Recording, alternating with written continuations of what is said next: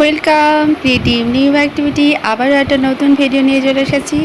আজকে তোমাদেরকে গোপাল ঠাকুরের জন্য কিছু জামা ডিজাইন বানিয়ে দেখাবো। তো আজকে দেখতে পাবে তুমি 3 ধরনের ডিজাইনের গোপালের জামা আমি এখানে রেডি করেছি। তো ছোট বড় বিভিন্ন রকম আকারের আছে।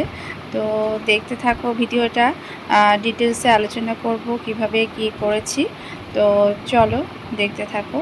তো আমি এখানে নিয়েছি ভেলভেট কাপড়। ভেলভেটের ভেতরে কাজ করা আছে, এরকম জরির কাজ করা। আর এই যে পাশটা দেখতে পাচ্ছ, দুই পাশে এরকম খালি অংশ আছে। যে অংশটা দেখতেই পেলে জামাগুলোর যে উপরের পাটটা আছে, সেই উপরের পাটটা আমি এই খালি যেখানে জরির কাজ করা নাই সেটা দিয়ে করেছি। আর বডিটার জন্য জরির অংশটা নিয়েছি, মাঝখানের অংশটা। তো সেজন্য আমি এই খালি অংশটাকে আগে কেটে নিব, তারপরে আমি এটাকে ভেতরের অংশের জন্য যেটা আছে সেটাকে আলাদাভাবে কেটে নিব।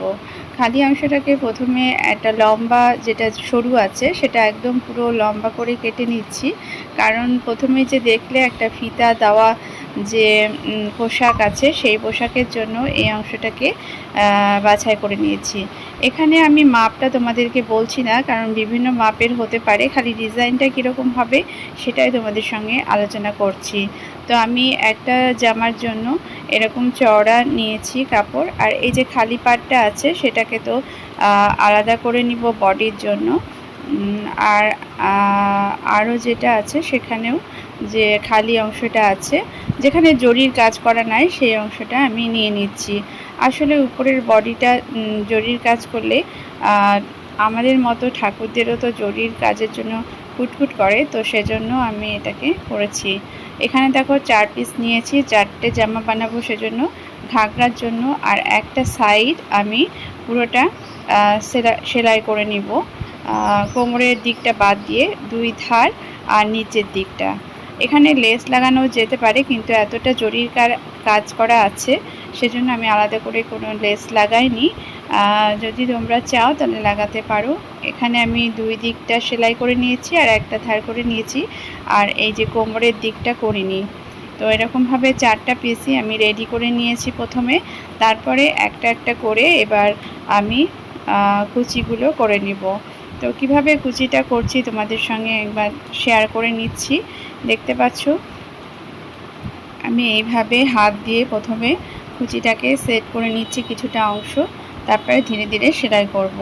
তো কোমরের দিকটা যে কুচিগুলো দেখছো সেটা একটার উপরে একটা একটু একটু করে ছেড়ে ছেড়ে করছি। আসলে কোমরের মাপ যেটা হবে তোমাদের, সেই মাপটাকে নিয়ে এই কুচিটা কতটা ছোট বড় হবে সেটা বোঝা যাবে।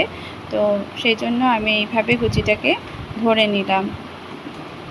একটু বড় হলেও অসুবিধা নেই, কিন্তু ছোট যাতে না হয়, খুব বেশি বড় যেন না হয় আর খুব ছোট যেন না হয়, একটুখানি বড় করা যেতেই পারে, তাতে অসুবিধা নেই। তো ঘাগরাটা আমার রেডি হয়ে গেল। 4 পিসের 4টে ঘাগরা প্রথমে রেডি করে নিতে হবে। যে জরির পাটটা দিয়েই আমি এটা 4টা পিসের যে ঘাগরা আছে রেডি করে নিয়েছি। বলেছিলাম সাইজ বিভিন্ন রকমের আছে, তো একটু 19-20 আছে, যেহেতু ঠাকুরের সাইজও একটু ছোট বড় আছে। আর একটা তো লম্বা বডি পার্ট নিয়েছি, আর এরকম 3টে পিস নিয়েছি বডির জন্য, উপরের পার্টের জন্য। তো এই দেখো, এটা লম্বা করে সেলাই করে নিয়েছি এরকম ফিতার মতো।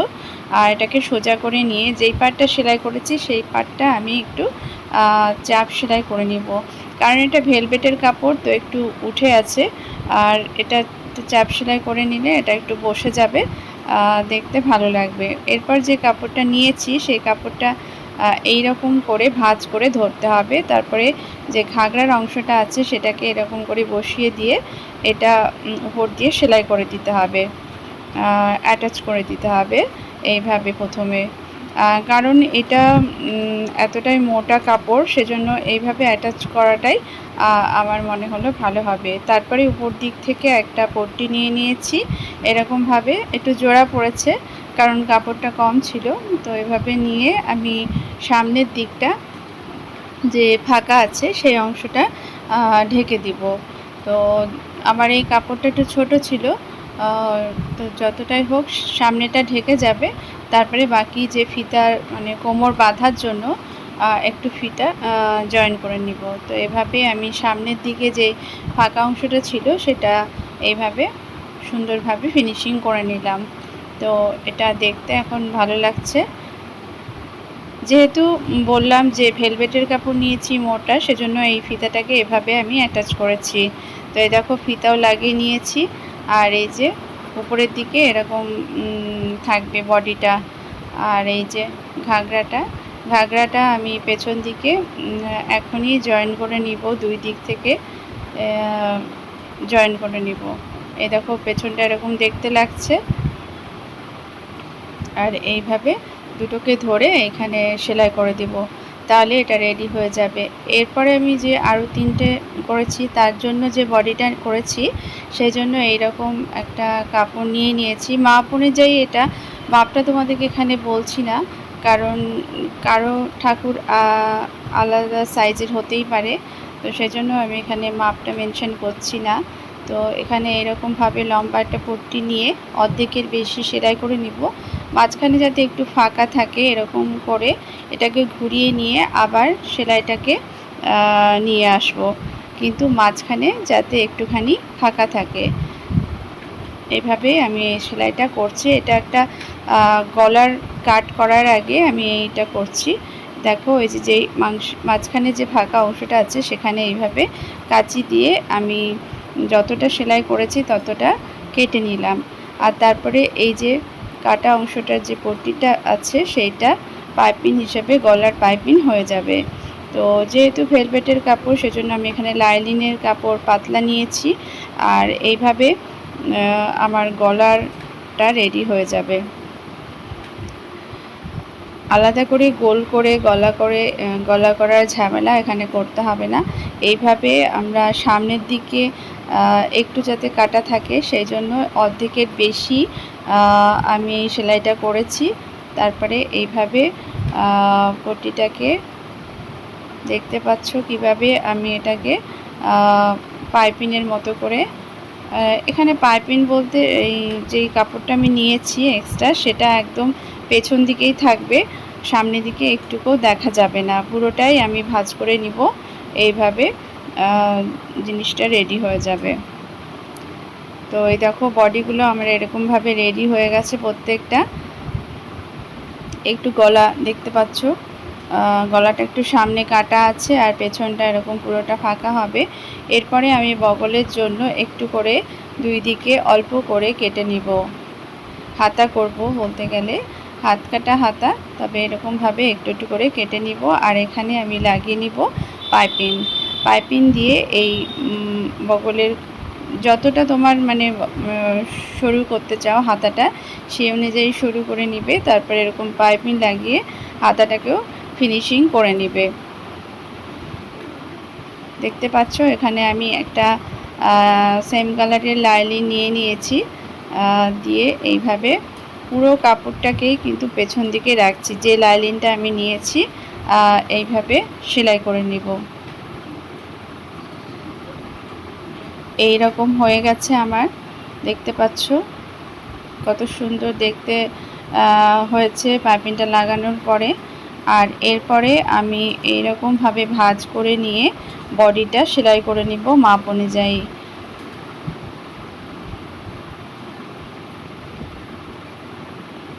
তাহলেই আমার উপরের বডিটা রেডি হয়ে যাবে। তো দুই দিকেই একই রকমভাবে সেলাই করে নিতে হবে।